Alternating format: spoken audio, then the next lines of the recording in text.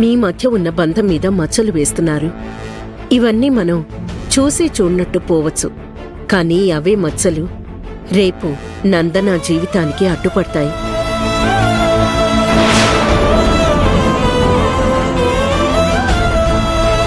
నందన బంగారం లాంటి భవిష్యత్తుని నాశనం చేస్తాయి. నందన ఇప్పుడు వెళ్లడమే కరెక్ట్ రాహుల్. అర్థం చేసుకో రాహుల్.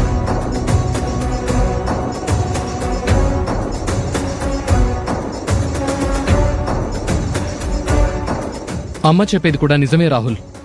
ఇంత మంచి అమ్మాయి గురించి అందరూ తప్పుగా మాట్లాడుకోవటం మాకూడా ఇష్టం లేదురా.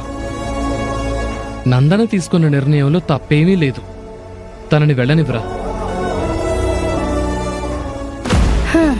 ఏంటైరేంద్రే, వీళ్ళందరూ ఇంత ఓవర్ యాక్షన్ చేస్తున్నారు? ఈ ఇంట్లో అందరికీ ఓవర్ యాక్షన్ అలవాటే కదా. అప్పుడు అభి దగ్గర ఓవర్ యాక్షన్ చేసేవాళ్ళు ఇప్పుడు ఈ నందన దగ్గర కూడా ఓవర్ యాక్షన్ చేస్తున్నారు.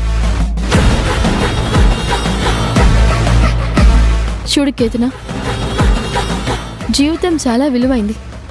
మన జీవితంలో మనం మంచి చేస్తూ ఉంటాం, చెడు చేస్తూ ఉంటాం, నిజం చెప్తూ ఉంటాం, అబద్ధము చెప్తూ ఉంటాం. కానీ ఒక్క విషయం మాత్రం మర్చిపోతూ ఉంటాం. అదేంటంటే మంచి మాత్రమే కలకాలం నిలబడుతుంది, చెడు ఏనాటికైనా శిక్షించబడుతుంది.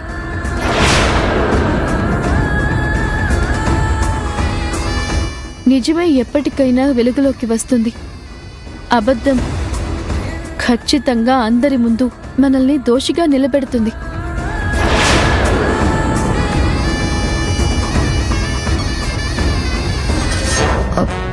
ఇవన్నీ నాకెందుకు చెప్తున్నావు? ఏం లేదు కేతన, ఇంత మంచి మనుషుల మధ్యకి నువ్వు రాబోతున్నావు కదా. ఈ మంచి మనుషుల మధ్య నువ్వు వెలుగునిచ్చే దీపంలా బ్రతకాలి, కానీ కొంపని తగలబెట్టే నిప్పులా బ్రతకూడదు.